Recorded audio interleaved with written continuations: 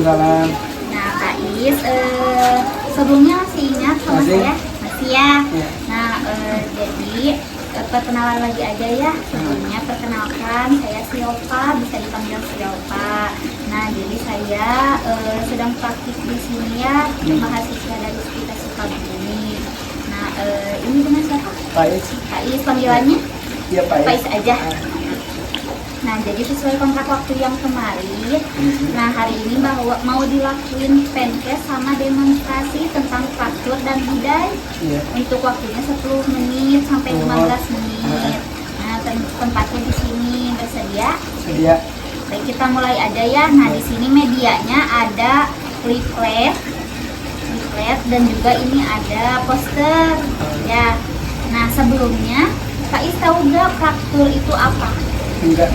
Enggak. Nah, jadi fraktur itu patah tulang ya. Jadi apa sih fraktur itu? Jadi fraktur itu patah tulang ya, terputusnya jaringan tulang dan atau tulang rawan yang umumnya disebabkan oleh ruda paksa. Jadi ruda paksa itu bisa dari bencana, kalau misalkan gempa nih bisa tertimpa reruntuhan kayak gitu ya.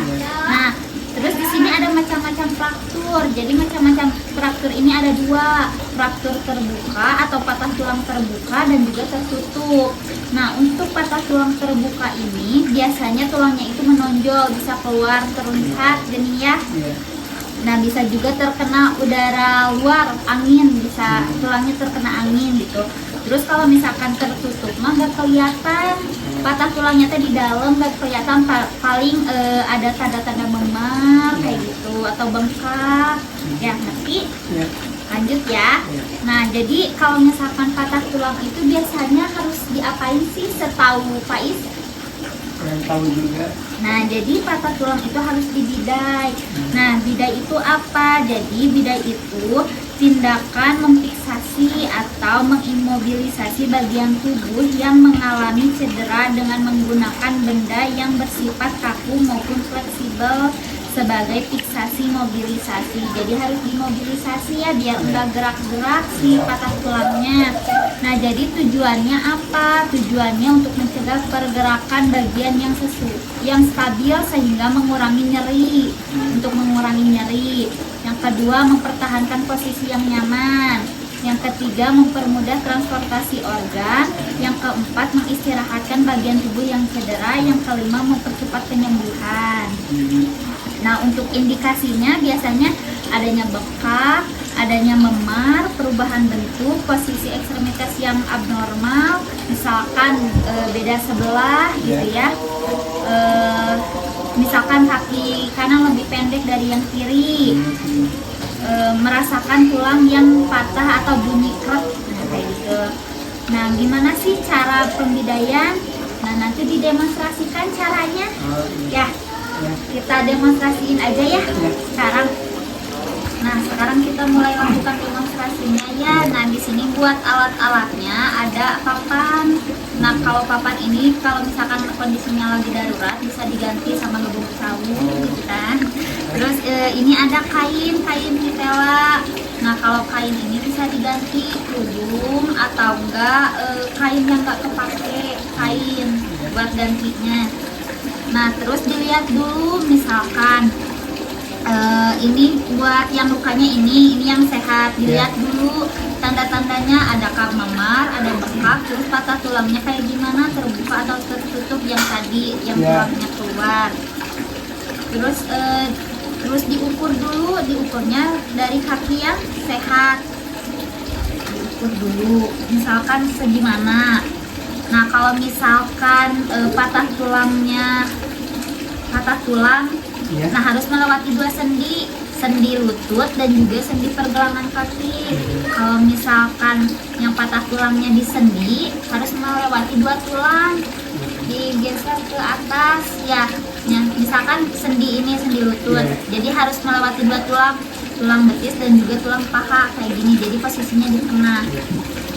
Misalkan patah tulang betis gitu ya, udah diukur nih, kan ini ya yang sakitnya, udah diukur dulu segimana. Nah, masukin kainnya, tapi si kakinya teh gak boleh diangkat, masukin aja perlahan dari bawah tapi jangan sampai diangkat.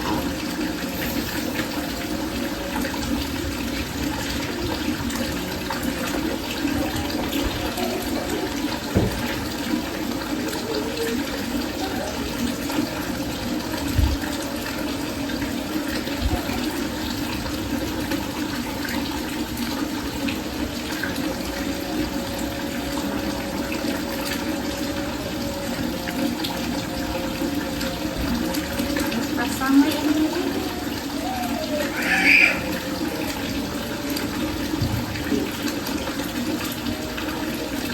buat fiksasi.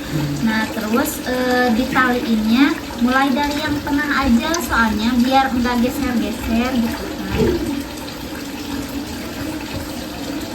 Ditaliinnya agak kenceng, tapi harus sisain jarak 2 jari biar sirkulasi darahnya tetap lancar.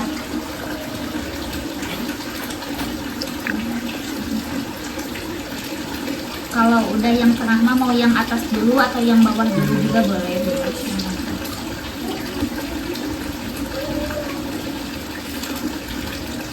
Sisain 2 jari.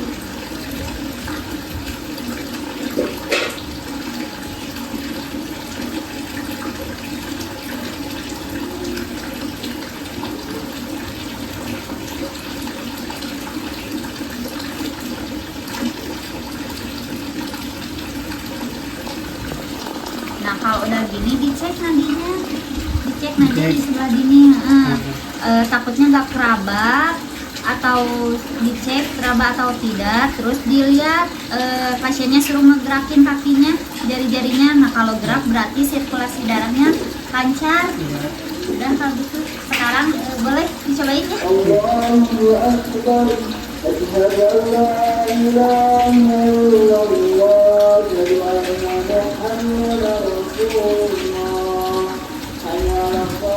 Tapi dari awal ya.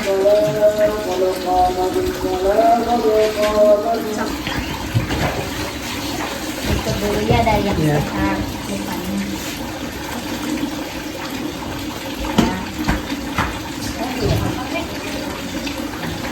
Nggak diangkat kan nih? Nggak boleh diangkat, jadi di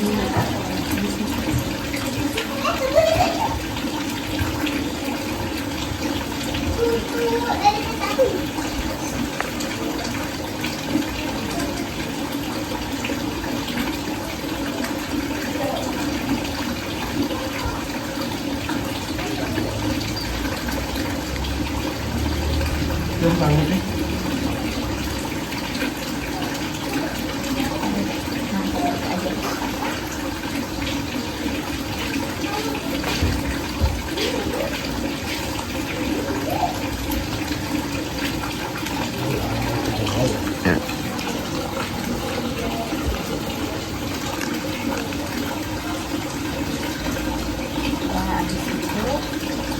Potongnya.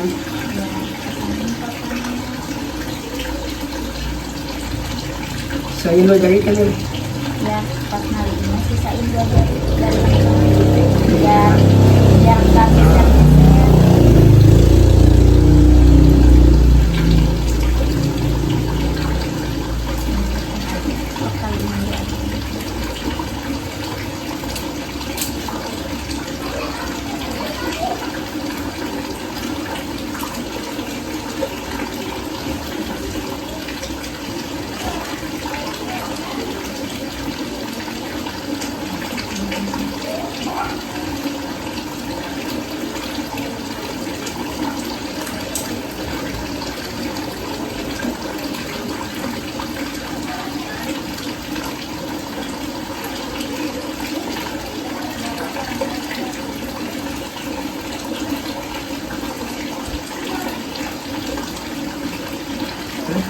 Dan terus dicek nadinya.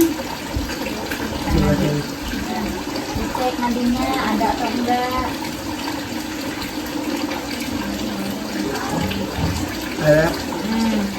Terus disuruh gerakin jari-jarinya. Gerakin teh. Gerak. Berarti sirkulasi darahnya lancar. Dah. Ngerti gak? Udah paham sedikit mas. Ada yang mau ditanyain gak? Nanti aja deh. Nah, Berarti udah paham ya? Iya. Udah tuh kalau udah paham mah nanti rencana tindak lanjutnya besok kita gladi buat latihan bersimulasi misalnya ya. Iya. Tempatnya di UPP setengah 4 abis asar. Sedia? Iya. Ya udah kalau gitu cukup ya. Iya. Makasih. Assalamualaikum Ya, warahmatullahi wabarakatuh.